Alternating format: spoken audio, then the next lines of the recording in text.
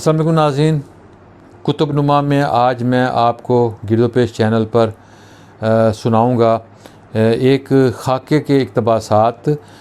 نایاب اہم کتاب کا نام ہے، آصف جیلانی صاحب ہیں، نامور براڈ کاسٹر ہیں، صحافی ہیں۔ انہوں نے بھٹو صاحب کے حوالے سے یادیں تحریر کی ہیں، اور پہلی یاد انہوں نے 1954 کی لکھی ہے، جب بھٹو صاحب سیاست میں آنا چاہ رہے تھے۔ اور بھٹو صاحب ایک ٹیڈی بوائے، انہوں نے اس کو لکھا کہ ایک ٹیڈی بوائے کی طرح وہ وہاں آئے، وہ تازہ تعلیم حاصل کر کے واپس آئے تھے، اور برکلے یونیورسٹی سے فارغ التحصیل ہونے کے بعد پاکستان لوٹے، اور کراچی میں انہوں نے وکالت شروع کی تھی۔ تو سندھ چیف کورٹ کے چائے خانے میں بھٹو صاحب کی ملاقات ہوئی تھی آصف جیلانی صاحب کے ساتھ، اور وہاں کچھ اور لوگ بھی بیٹھے تھے، وہ بھی سیاست میں آنے کا سوچ رہے تھے، اور انہوں نے وہ مشورے کر رہے تھے، مشاورت کر رہے تھے کہ میں کیا کرنے جا رہا ہوں، کیسے میں آگے چلوں گا۔ اس میں جب انہوں نے جو گفتگو کی، انہوں نے لکھا کہ ہم جانتے تھے کہ یہ سر شاہ نواز جو بھٹو صاحب کے والد تھے، وہ انہیں سفارتکار بنانا چاہتے تھے، لیکن بھٹو صاحب جو ہیں وہ سیاست کی جانب آئے، سیاست میں آنا چاہتے تھے۔ انہوں نے پوچھا کہ میں سیاست میں آنا چاہتا ہوں، لیکن مجھے ابھی سمجھ نہیں آ رہا کہ میں کون سی پارٹی میں شمولیت اختیار کروں۔ پھر وہاں بہت سی پارٹیاں زیر بحث آئیں، کمیونسٹ پارٹی میں شمولیت کے لیے انہیں کہا گیا، لیکن بھٹو صاحب کو کوئی جماعت پسند نہیں۔ انہوں نے کہا مسلم لیگ تو زمینداروں کی جماعت ہے، میں اس جماعت میں نہیں جاؤں گا، عہد رفتہ کی وہ جماعت ہو چکی ہے، ماضی کا حصہ بن چکی ہے۔ اسی طرح آزاد پاکستان پارٹی کی سیاست کے بارے میں انہوں نے کہا کہ وہ ترقی پسند، پڑھے لکھے، روشن خیال لوگ ہیں اگرچہ، لیکن میں وہاں بڑے بڑے لوگ بیٹھے ہیں۔ بھٹو صاحب نے کہا میں وہاں کہ میاں افتخار الدین بھی ہیں، فخر الدین جی ابراہیم ہیں، اور بڑے بڑے لوگ اس پارٹی میں ہیں، سو میری تو وہاں کوئی حیثیت ہی نہیں رہے گی۔ پھر ایک اور پارٹی کا ذکر آیا، بھٹو صاحب نے اس پارٹی کے بارے میں بھی کہا کہ نہیں، میں اس پارٹی میں نہیں جاؤں گا۔ وہ کسی پارٹی کی تلاش میں تھے، کسی ایسی سیاسی جماعت کی تلاش میں تھے جہاں سے ان کا مستقبل آگے بڑھ سکے۔ سو پھر دوستوں نے عذرائے تفنن کہا کہ آپ پھر جماعت اسلامی میں ہی شمولیت اختیار کر لیں۔ تو بھٹو صاحب نے پھر ہنس کر کہا کہ نہیں، میں جماعت اسلامی تو ملا کی جماعت ہے، میں اس میں بھلا کیسے جاؤں گا۔ یہ بھٹو صاحب کے وہ زمانہ تھا جب وہ کہہ رہے تھے کہ میں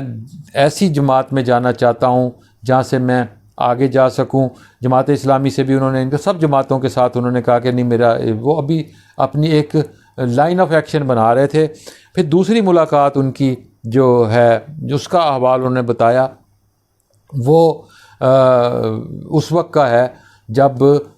سقوط ہو چکا تھا پاکستان کا، اور پاکستان دو لخت ہو چکا تھا۔ مشرقی پاکستان میں فوج نے ہتھیار ڈال دیے تھے، اور بھٹو صاحب کو 1971 میں سقوط ڈھاکہ کے بعد سلامتی کونسل کے اجلاس میں شرکت جب انہوں نے کی تھی، تو جرنیلوں نے انہیں پاکستان واپس بلایا تھا، اور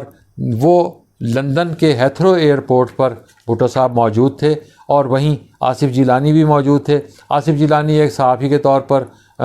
لندن میں کام کر رہے تھے، اور بھٹو صاحب کے ساتھ اب ہیتھرو ایئرپورٹ پر اتوار کا دن تھا وہ کہہ رہے ہیں، اور وی آئی پی لاؤنج میں وہ بھٹو صاحب نے اس وقت کے برطانوی وزیر خارجہ کے ساتھ ملاقات کی، اور پھر انہیں معلوم ہوا کہ جرنیلوں نے ان کے لیے جو طیارہ بھیجا تھا وہ لندن کی بجائے روم بھیجا ہے۔ اس پرواز کے لیے ہیتھرو کے یورپی ٹرمینل پر جانا پڑے گا، اور بھٹو صاحب جو تھے وہ اس انتظار کے دوران، جو طیارے کا انتظار ہو رہا تھا جس پر بھٹو صاحب نے واپس پاکستان آنا تھا، بھٹو صاحب مختلف گفتگو کر رہے تھے، مختلف باتیں کر رہے تھے آصف جیلانی صاحب کے ساتھ، اور انہوں نے پھر ایک ایسی بات بھی انہوں نے کی، انہوں نے کہا کہ وہ یحییٰ خان کا فلاں قصہ تو سناؤ، جس میں کوئی مضحکہ خیز بات تھی، لیکن آصف جیلانی کہہ رہے ہیں کہ میں سقوط ڈھاکہ کے بعد میرا دل خون کا آنسور ہو رہا تھا، اور مجھے حیرت ہو رہی تھی کہ بھٹو صاحب میرے ساتھ اس قسم کی بات کر رہے ہیں۔ پھر بھٹو صاحب کو ایک اور فکر یہ تھی کہ وہ اپنی تشویش کا اظہار کر رہے تھے کہ طیارہ روم کیوں بھجوایا ہے، کہیں جرنیل میرا طیارہ کریش تو نہیں کرا دیں گے۔ یہ بھٹو صاحب کو ایک خدشہ تھا کہ کہیں انہیں پاکستان واپس آتے ہوئے جان سے تو نہیں مار دیا جائے گا۔ یہاں پھر آصف جیلانی صاحب نے لکھا ہے کہ میں نے ان کو تسلی دی اور کہا کہ اس وقت فوج کو ان کی سخت ضرورت ہے، ملک سنگین ترین بحران کا شکار ہے، اور اس وقت جتنی اس وقت فوج کو ان کی ضرورت ہے اس سے پہلے کبھی نہیں تھی۔ اور اس کے بعد بھٹو صاحب جو ہیں وہ اسی ملاقات کے بعد انہوں نے لکھا ہے کہ بھٹو صاحب کے چہرے کا رنگ بتا رہا تھا کہ وہ ایسی ہی باتیں سننے کے لیے بےتاب تھے جیسی باتیں انہیں کہی گئیں کہ آپ پاکستان پہنچیں، فوج کو آپ کی ضرورت ہے۔ یہ میں نے آپ کو ایک اقتباس سنایا آصف جیلانی صاحب کی کتاب نایاب ہیں ہم۔ ناظرین، آپ کو میری ویڈیو ہمارے چینل کے ساتھ رہیے، اس ویڈیو پر آپ اپنی رائے بھی دیجئے، آپ